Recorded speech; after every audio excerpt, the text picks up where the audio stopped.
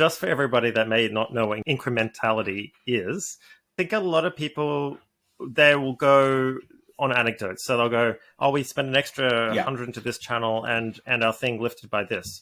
But then there's sometimes like, can we prove that happened mathematically, or is it just a hunch? And I think this is where a lot of people maybe fall over with these incrementality tests or suppression tests. You're the only champagne I know the name of, other than the ones I've heard in rap songs. They've actually trademarked the orange. Woo! Oh, cheers.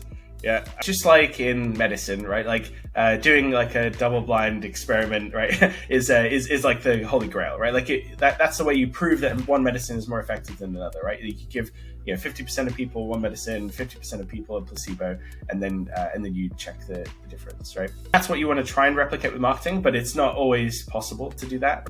Pre iOS 14, Facebook had a tool that would let you do this, and it would take all the people that would have normally gotten impressions for your ad, and then it would like switch off for a proportion of them, and then you'd be able to tell like if you still got like 100 conversions from the switch off group, and you got like 200 conversions from the audience that saw the ad, then you could just subtract 100 from 200, and then you know that 100 conversions wouldn't have happened if you didn't show the ad.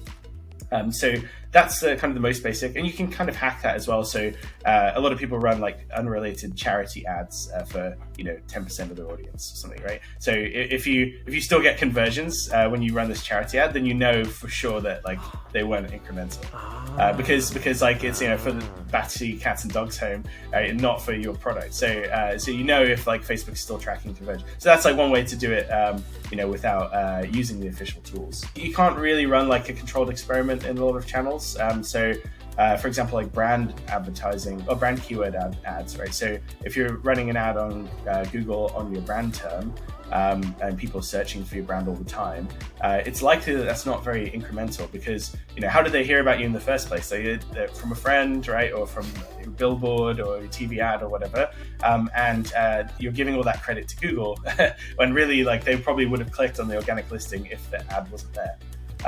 For that, you can run something like a switch on or switch off experiment.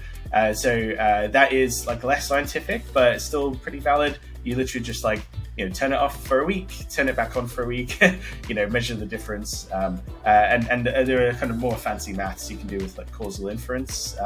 There are statistical packages out there, like Google has one, Facebook has one, that will help you kind of work out the numbers and make sure it's more valid.